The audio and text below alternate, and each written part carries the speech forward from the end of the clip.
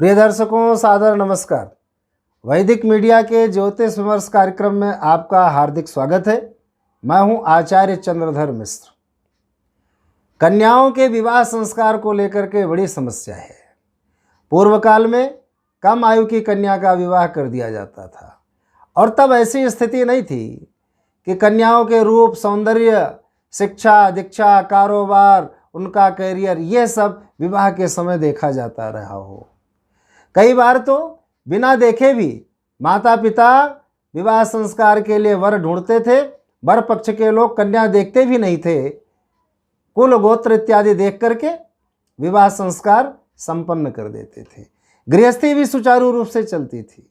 गृहस्थ आश्रम के सारे उद्देश्य पूरे होते थे। उत्तम संतानें, संस्कारी संतानें, धर्म कर्म इत्यादि की स्थिति उत्तम बनी रहती थी। परंतु अब युग बदल गया है। अब पुत्र और पुत्री में, वर और कन्या में किसी प्रकार का भेद नहीं रहा। अपने विवाह के लिए कन्याएं भी वर का चयन करती हैं, उसके बारे में जानना चाहती हैं, देखती हैं, विचार करती हैं, बात करती हैं। यदि लव मैरिज हो रही हो, गंधर्व विवाह हो रहा हो, तो सारा कुछ कन्या ही ढूंढती है, विवाह भी तय करती है, सब कुछ करती है। अरेंज मैरिज के मामले में माता पिता अपनी कन्या के विवाह के लिए उसकी शारीरिक, शैक्षणिक, मानसिक, बौद्धिक और धार्मिक स्थिति के अनुरूप ही वर का चयन करना चाहते हैं। अन्वेषण करते हैं, कुंडली मिलान करवाते हैं, मांगलिक इत्यादि का मिलान होता है। जितने भी प्रकार हो सकते हैं विवाह मिलान के, सबको आजमाया जाता है। कई बार ऐसी परिस्थितियां बनती हैं कि बड़ी आयु हो जाने के बाद भी, लाख प्रयास करने के बाद भी कन्याओं का विवाह संस्कार संपन्न नहीं हो पाता। समय से विवाह न हो पाने की स्थिति में माता पिता अवसादग्रस्त हो जाते हैं। सारे साधन होते हैं, विवाह की तैयारी होती है, परिवार तैयार है, समाज तैयार है, रिश्तेदार तैयार हैं, लेकिन कन्या के योग्य वर प्राप्त न हो जाने की स्थिति में सब धरा का धरा रह जाता है, विवाह संपन्न नहीं हो पाता। यद्यपि विवाह संस्कार के बारे में कहा गया कि ये व्यक्ति खुद नहीं करता, मानव मात्र कुछ नहीं करता, इसमें सब विधाता करने वाले हैं, परमात्मा करने वाले हैं, प्रकृति करती है और पहले से ही फिक्स होता है।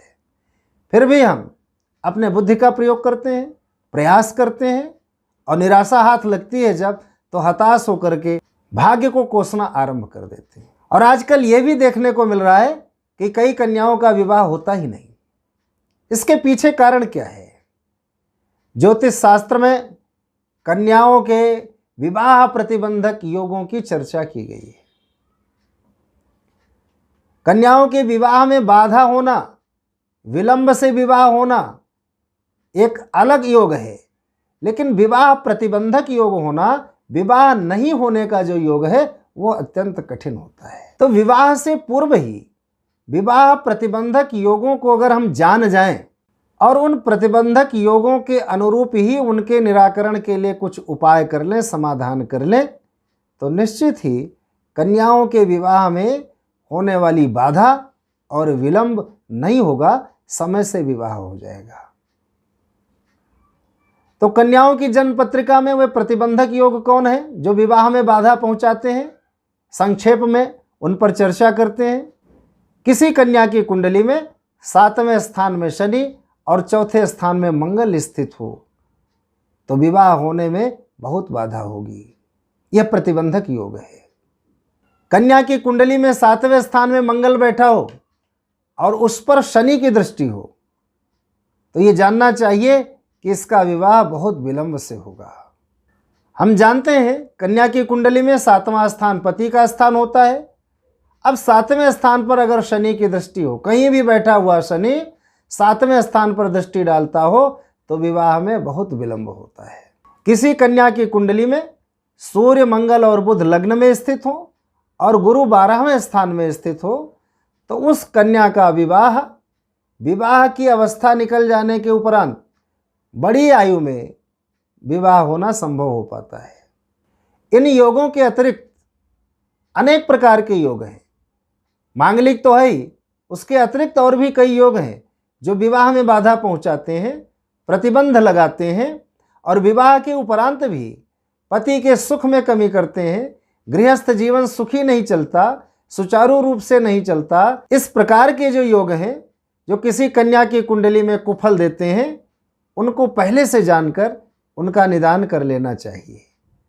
फिर विवाह संस्कार संपन्न किया जाए तो निश्चित ही जीवन सुचारू रूप से चलेगा।